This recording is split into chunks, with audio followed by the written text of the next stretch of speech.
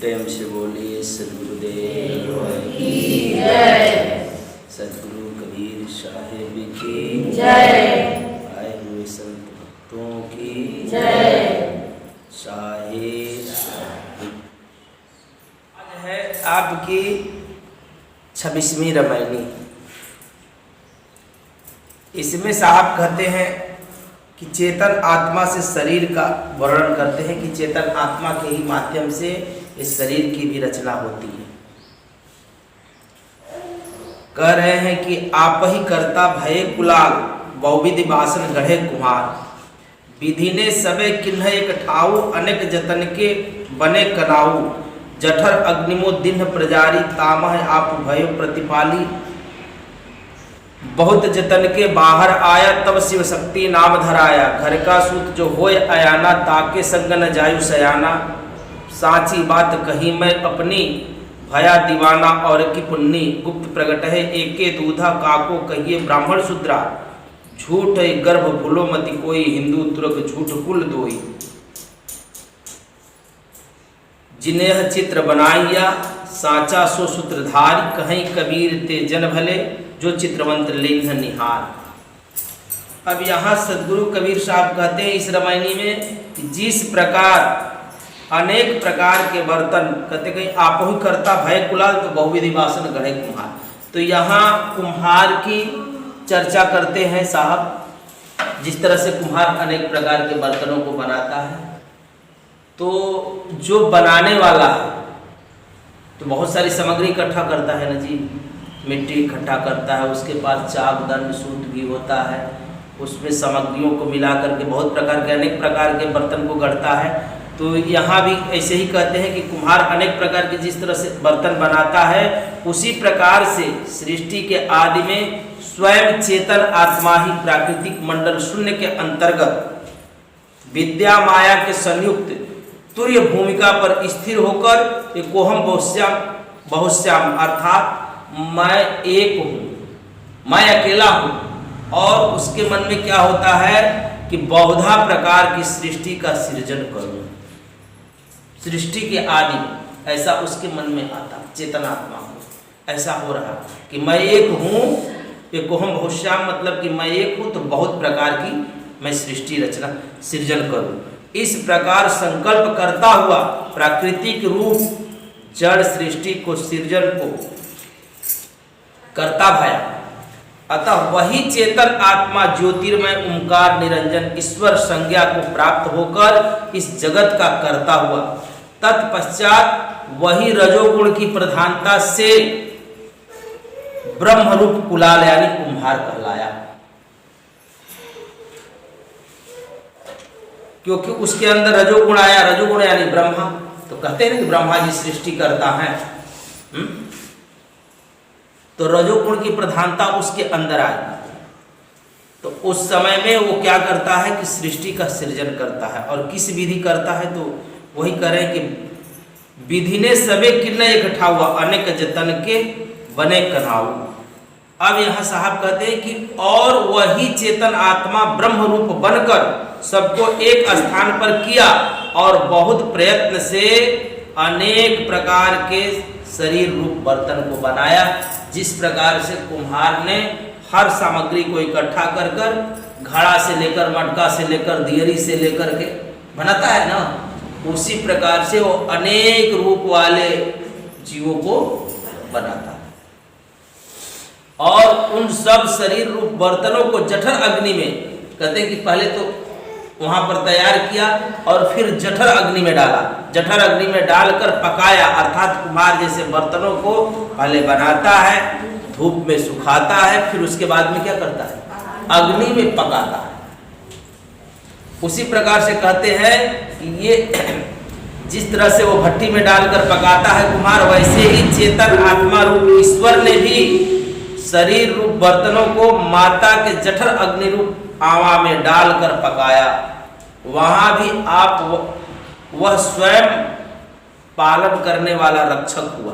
अब माता के गर्भ में भी वो क्या करता है, तो कहते हैं कि जठर अग्नि सो दिन प्रजारी अतामह आप भयो प्रतिपाली, सबको जठर अग्नि में डाला, माता के गर्भ में भी डाला, और वहां उसकी रक्षा करने वाला वही परमात्मा, वो स्वयं ही निरंजन वहां पर उसकी रक्षा कर रहा है, यानी विष्णु बनकर। रक्षक कौन है? तो उसी को कहते हैं कि आप ही करता भय कुला, बहुत जतन के बाहर आया तब शिव शक्ति नाम धराया। अब आगे कहते हैं कि तदनंतर बहुत प्रयत्न करके वह बालक प्राणी माता के गर्भ से बाहर आता है, और तब उन्हीं का नाम लड़का रखो, लड़की रखो। बाद में न शरीर रूप आकार बनता है, पहले तो नहीं।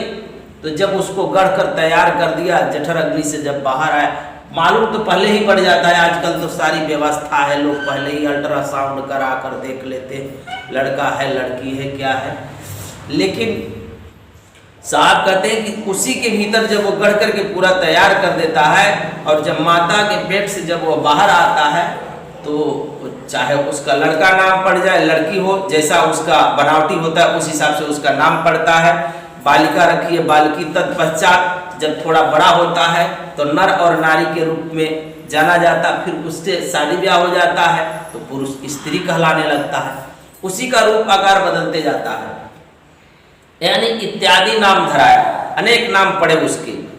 फिर उसके बाद में धर्म वाला बन जाता है कि हिंदू है कि मुस्लिम है, बौद्धी जैनी ईसाई कुल कोई नाम पड़ जाता है। फिर उसके बाद में और जात पात का भी नाम पड़ जाता है, फलाने ढिकाने छिलाने इस तरीके नाम पड़ जाता है बाद में।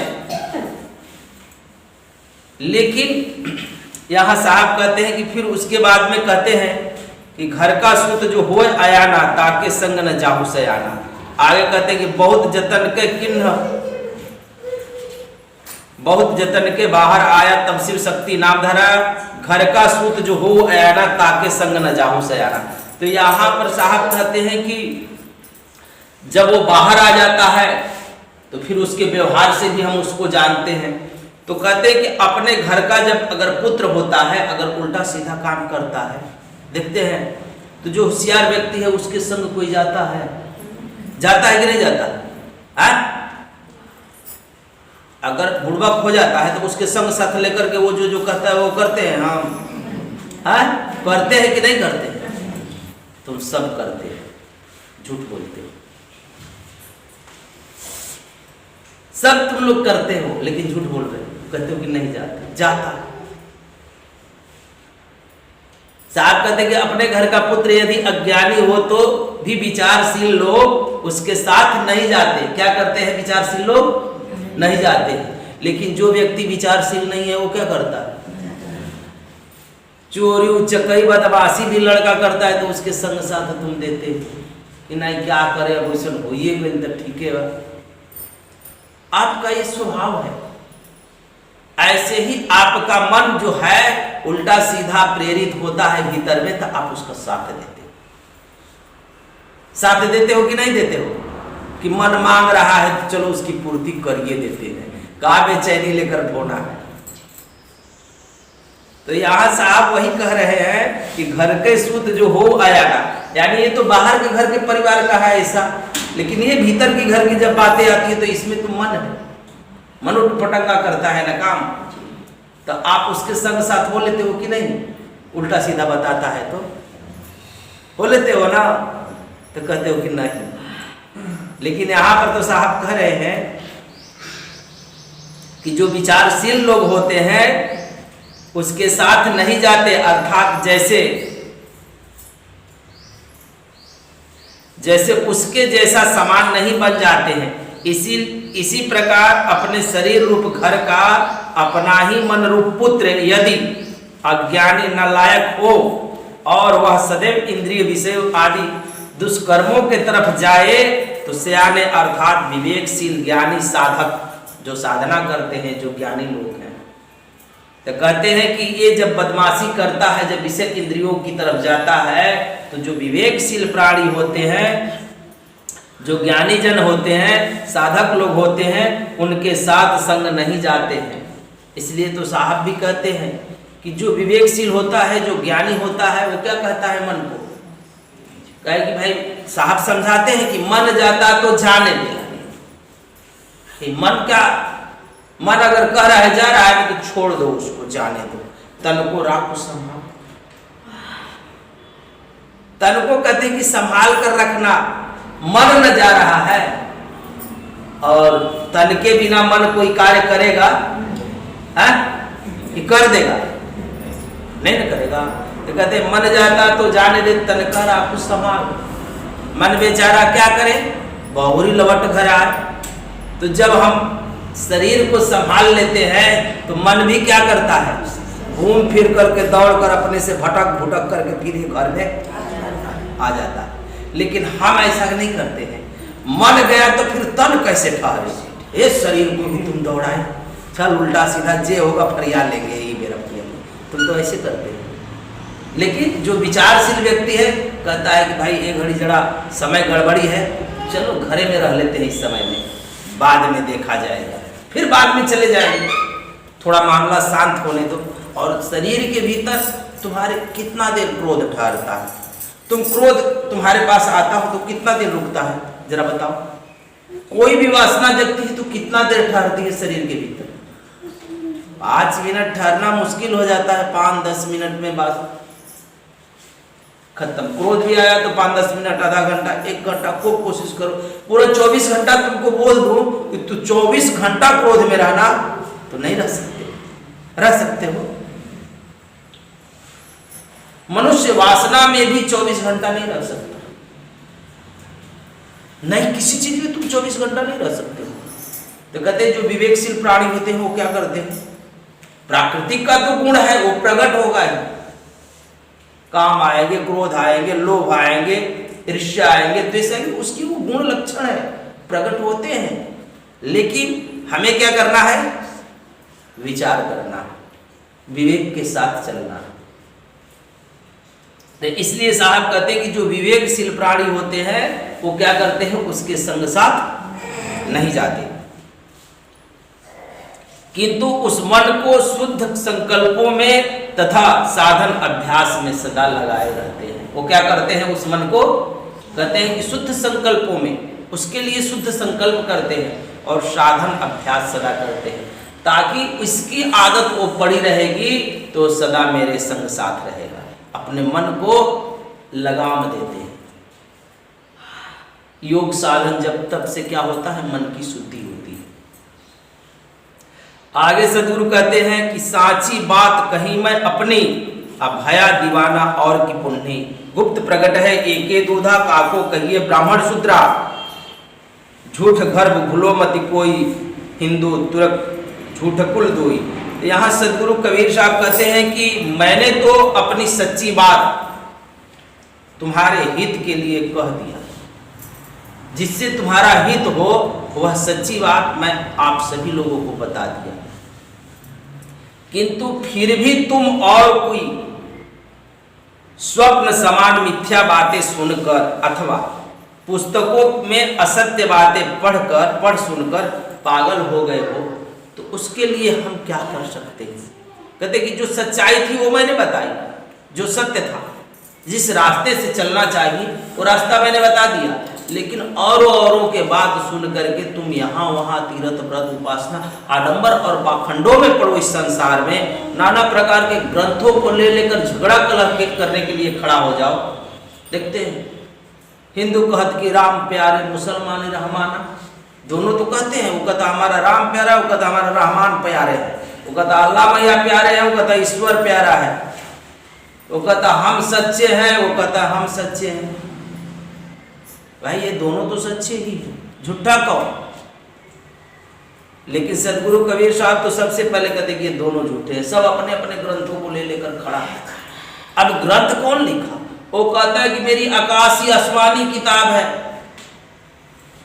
मुस्लिम भी कहता है कि मेरा आसमान से है। ये जो कुरान है ना, आकाशी किताब। अब आकाश से किताब गिरा होगा उनके पास, वो आकाशी किताब हो गया। अब ये वेद भी कहते हैं कि भैया ब्रह्मा जी ये वेद लिखे हैं, इधर उधर के लोग नहीं लिखे, सृष्टि के आदि में। अब ये अपने अपने ग्रंथों से सिद्ध किया करते हैं मिल करके, जबकि ये मनुष्यों ने सब कुछ किया। किसने किया? यह मनुष्यों ने शरीर बनाया है। तो साहब कहते हैं कि अब वैसे ग्रंथों को पढ़कर के परस्पर तुम लड़ते झगड़ते यहां पर फिरो, और जिस परमात्मा को जानना है उसे तुम जानते ही नहीं, उससे तो बड़ी दूर हो। उसे जानना चाहिए कि जो इस शरीर को गढ़ता है, गढ़नहार है, उसको भी तुम नहीं पहचानते हो। आपो ही करता भय कुलाल, तो उस कुलाल को तुम नहीं पहचानते, उस कुम्हार को तुम नहीं पहचानते हो। अच्छा, रही बात कि मटका कुम्हार को कभी नहीं पहचान पाएगा। एक बात और मैं बता देता हूं, कैसे पहचाने मटका कुम्हार को? मटका कुम्हार को कभी पहचान सकता है? पहचानने की क्षमता है उसको? नहीं पहचान पाता।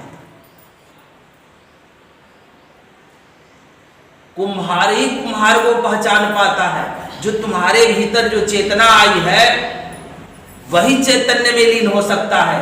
इसीलिए कहा जाता है कि मन बुद्धि वाणियों से कोई कार्य होने वाला नहीं है, परमात्मा नहीं मिलने वाला है। मन बुद्धि वाणियों से उसे नहीं जाना जा सकता। क्यों नहीं जाना जा सकता? क्योंकि वहां से चेतना आई, तो चेतन ही चैतन्य में। अब चेतना के माध्यम से वो जो चेतन आत्मा आई है उसके कारण ही ये विकास हुआ। सब कबीर साहब ऐसा बता रहे हैं। वो जो कुम्हार है, कुम्हार के कारण ही सारे बर्तन बने।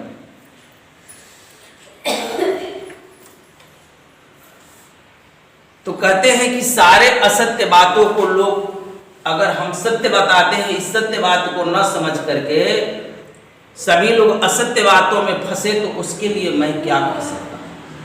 इसके लिए आपको स्वयं अपनी विवेक रखनी चाहिए। साहब इसलिए कहते हैं कि गुप्त प्रकट है एके दूधा काको कहिए ब्राह्मण शूद्रा। और ऐसे इस संसार में जब सभी मनुष्य जन्म लिए, तो इसमें से किसको तुम श्रेष्ठ और किसको तुम निकृष्ट शूद्र बताओगे? जब वही चेतन आत्मा सभी के अंदर जाकर गढ़ा है, सभी मूर्तियों को गढ़ दिया है, गढ़नहार वही है, तो वहां सब एक ही आत्मा से है, तो फिर यहाँ पर बड़ा छोटा कौन?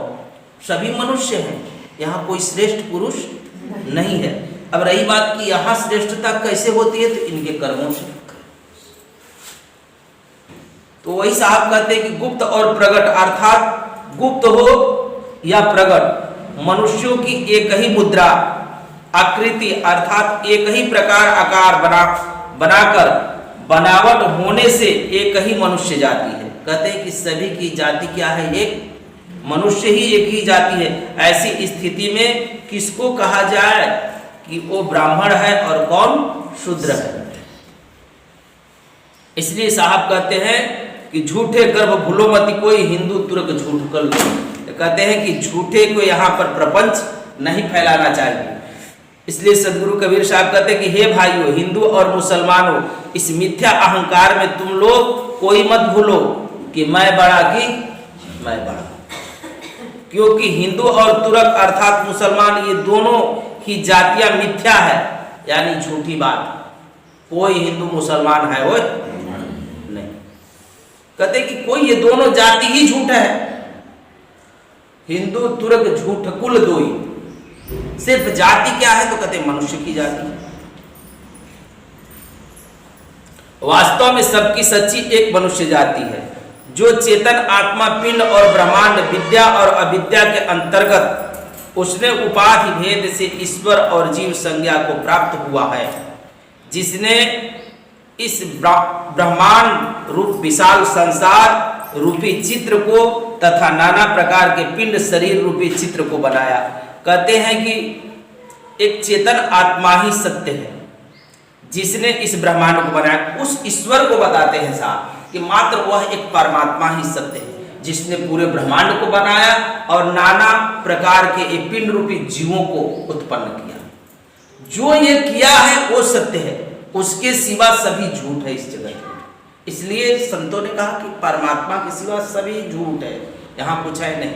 न तुम हो न मैं हूं, यहाँ पर कोई नहीं। तुम पढ़ते हो ना, हम नाई तुम नाई, बंधो न भाई, निराधार आधार रंग को न राई। यहाँ कोई नहीं है, रंग है न कोई राजा है, कोई है नहीं। कुछ नहीं है, सिर्फ परमात्मा ही परमात्मा है। इसलिए साहब कहते हैं कि सबके भीतर ही वो परमात्मा को तुम निहारो, वो तुम्हें बना करके तुम्हारे भी भीतर है वो।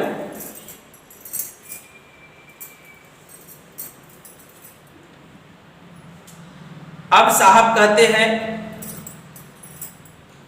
कि विशाल संसार रूप चित्र को तथा नाना प्रकार के पिंड शरीर रूपी चित्र को जिसने बनाया है वही सच्चा सूत्रधार है, अर्थात वही बहुत चतुर कारीगर है, जो ईश्वर निरंजन जिसे कहते हैं, जो ईश्वर की उपाधि को प्राप्त है, कहते हैं वही सच्चा सूत्रधार है। निरंजन को यहां पर निरंजन की ही बात कर रहे हैं साहब, परमात्मा आत्मा की बात नहीं, जो संसार के लिए परमात्मा माना गया है।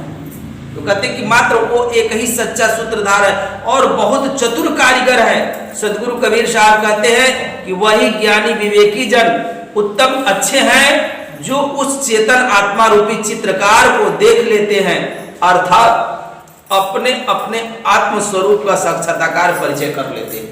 कहते हैं कि जो अपने अपने स्वरूप का साक्षात्कार कर लेते हैं, परिचय कर लेते हैं, वही उत्तम और अच्छे साधक और विवेकी ज्ञानी होते हैं।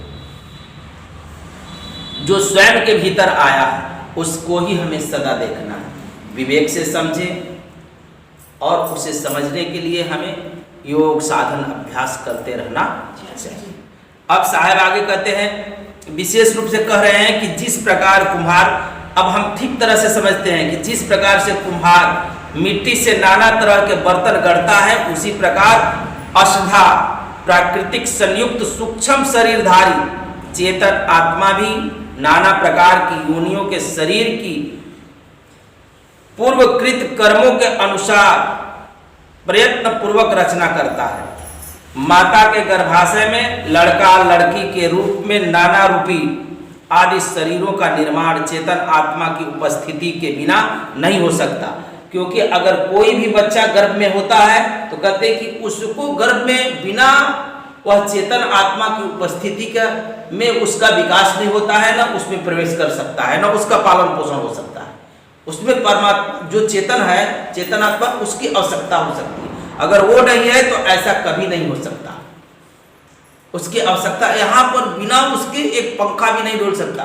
तुम्हारे भीतर चेतना है और चेतना के माध्यम से शरीर डोल रहा है, तो एक शरीर डोल रहा है तो ये गया तो इसमें चेतना है, इसलिए वहां पर बटन टिपा तो पंखा चलेगा। चेतना है तभी इस शरीर में जाकर वो कार्य कर लिया, नहीं तो नहीं करेगा। वो है तुम्हारे पास। अब साहब भी कहते हैं कि चेतन आत्मा के रहने पर ही गर्भाशय अस्थिपिंडी पिंड की रक्षा एवं बुद्धि संपन्न होती है, वृद्धि संपन्न होती है। गर्भ से बाहर आने पर ही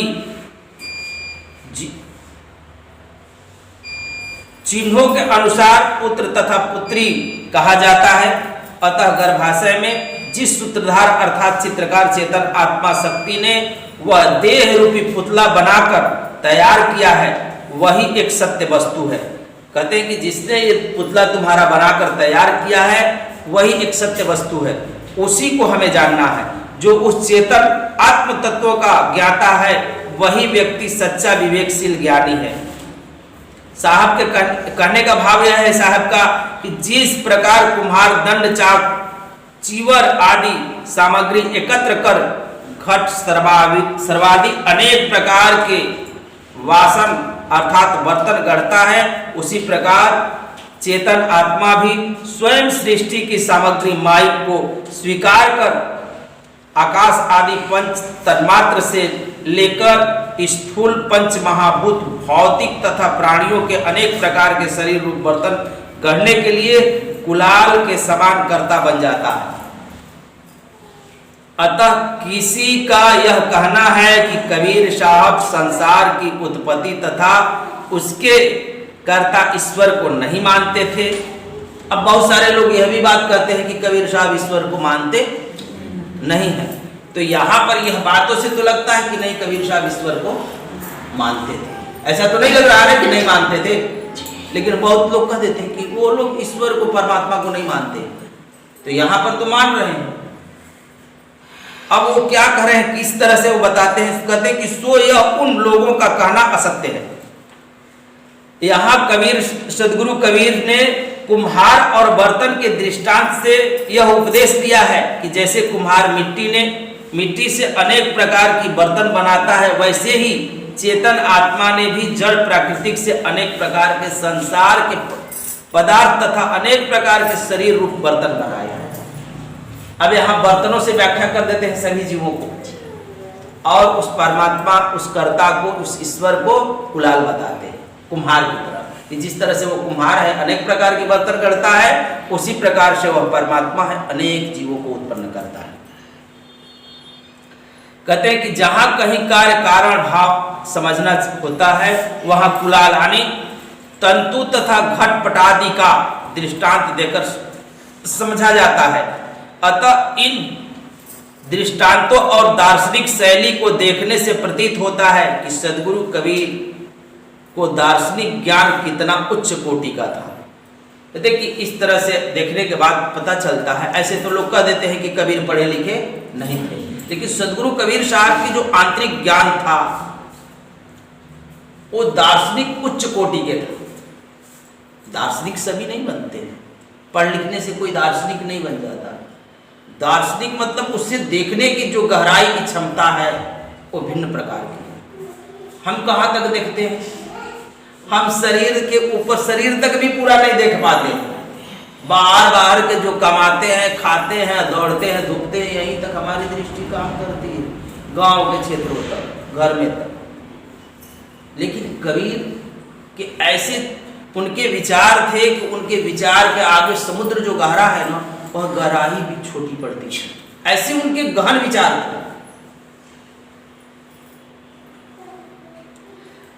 जब वह चेतन, अब सदगुरु कबीर साहब कहते हैं कि इससे कबीर की शास्त्रीय ज्ञान नहीं था, क्योंकि वो पढ़े लिखे नहीं थे, शास्त्रों का अध्ययन नहीं करते थे, इसलिए उनको शास्त्रीय ज्ञान नहीं था।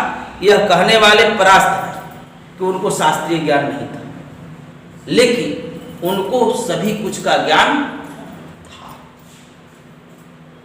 कहते हैं साहब कि गुप्त प्रकट है कि मुद्रा काको कहिए ब्राह्मण सुतत। जब वह चेतन आत्मा गुप्त या अर्थात स्थूल शरीर धारण नहीं किया था तब, और जब प्रकट हुआ अर्थात स्थूल शरीर धारण किया तब, दोनों अवस्था में यह एक ही चेतन आत्मा जाति का है। कहते हैं जब प्रकट नहीं हुआ था तब, और जब शरीर धारण कर लिया एक ही जाति का। वह नहीं प्रकट था तो चेतन आत्मा था, और जब प्रकट हो गया तो तुम्हारे भीतर ही वही है, चेतना ही है।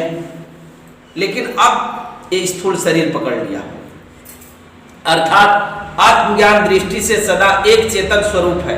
केवल शरीर आदि उपाधि भेद से ही व्यवहारिक भेद होता है।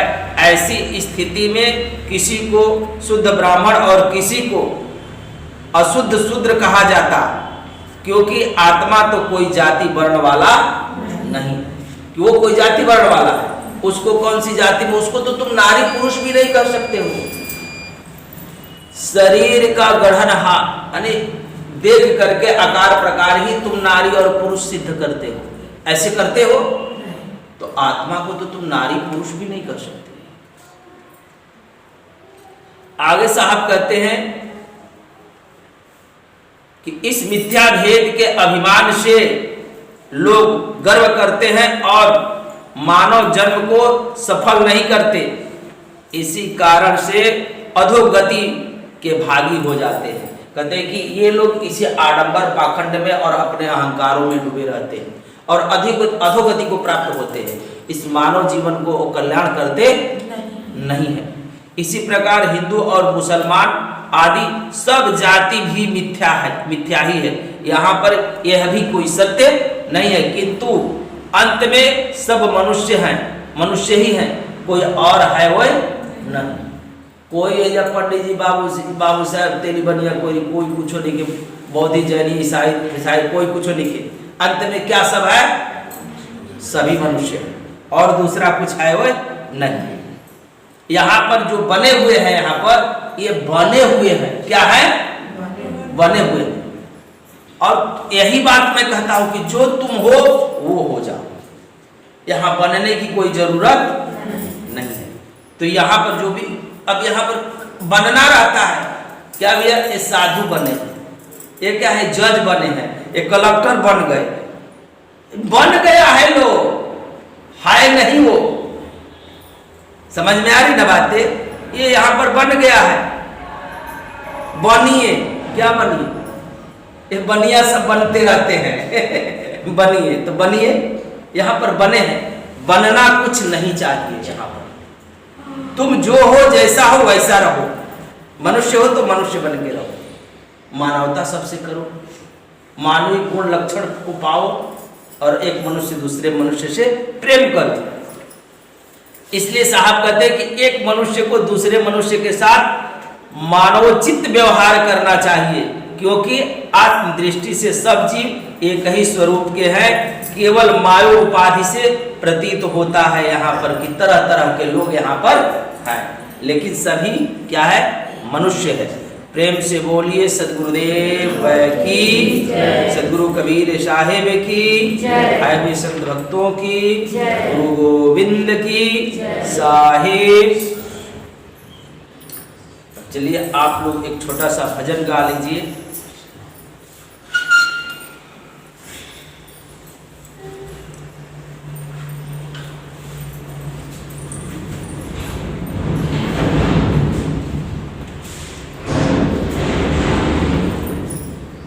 रतन पाई काहे गईल बिसराई हो, रतन पाई काहे गईल बिसराई हो, रतन पाई काहे गईल बिसराई हो, रतन पाई काहे कहल गर्भ में कहल साहेब गुण गाइब हो, रहल गर्भ में कहल साहेब गुण गाइब हो, रहल गर्भ में कहल साहेब गुण गाइब हो, रहल गर्भ में कहल साहेब गुण गाइब हो, रतन पाई काहे गईल बिसराई हो, रतन पाई काहे गईल बिसराई हो, संतों से प्रीत राख गुरु शब्द ही राख, संतों से प्रीत राख गुरु शब्द ही संतों से प्रीत राख गुरु शब्द ही राख, संतों से प्रीत राख गुरु शब्द ही साधु साधु कहते भाई पाप तोर नसाई हो, साधु साधु कहते भाई पाप तुर नसाई, साधु साधु कहते भाई पाप तोर नसाई हो, साधु साधु कहते भाई पाप तुर नसाई, रतन पाई काहे गईल बिसराई हो, रतन पाई काहे गईल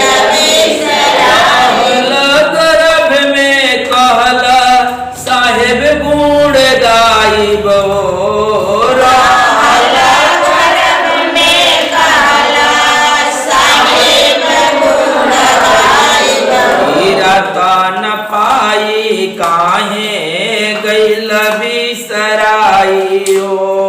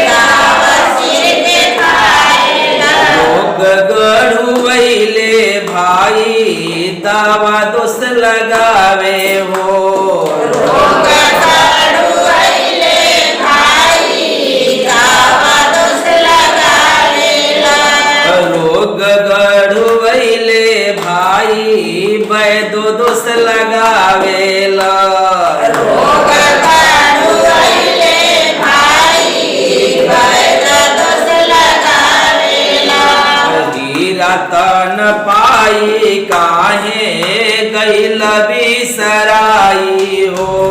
हीरता न पाई काहे गईल बिसराई। कहल गर्भ में कहल साहिब गुण गाइब हो। रहल गर्भ में कहला साहिब गुण गाइब हो। न पाई काहे गईल बिसराई हो। हीरता न पाई काहे गईल बिसराई। नाही मान पैदा बात कैल दुर्बल संग घात।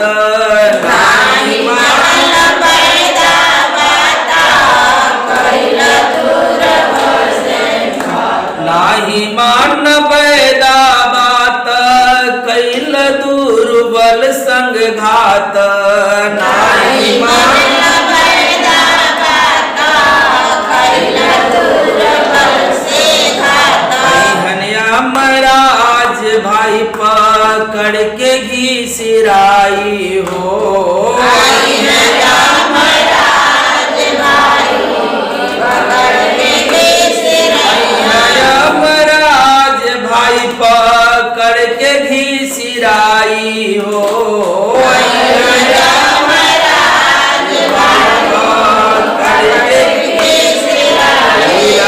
न पाई काहे गईल बिसराई हो। हीरता न पाई काहे गईल बिसराई। कहल गर्भ में कहल साहिब गुण गाइब हो। रहल गर्भ में कहला साहिब गुण गाइब हो। हीरता न पाई काहे गईल बिसराई हो। हीरता न पाई काहे गईल बिसराई। सद्गुरु कबीर शरण भरपूर देवेलन चूरण। सद्गुरु कबीर भरपूर देवेला चूरण। सद्गुरु कबीर शरण भरपूर देवेलन चूरण। सद्गुरु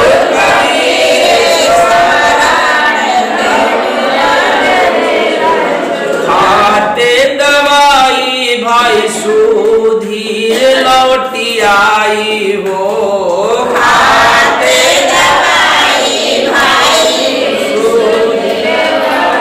खाते दवाई भाई सुधीर लौटी आई हो। खाते दवाई भाई सुधीर लौट आई। हीरता न पाई काहे गईल बिसराई हो। हीरता न पाई काहे गईल बिसराई। कहल गर्भ में कहल साहिब गुण गाइब हो। रहल गर्भ में कहला साहिब गुण गाइब हो। हीरता न पाई काहे गईल बिसराई हो। हीरता न पाई काहे गईल बिसराई। हीरता न पाई काहे गईल बिसराई हो। हीरता न पाई काहे गईल बिसराई। बोलिए सद्गुरुदेव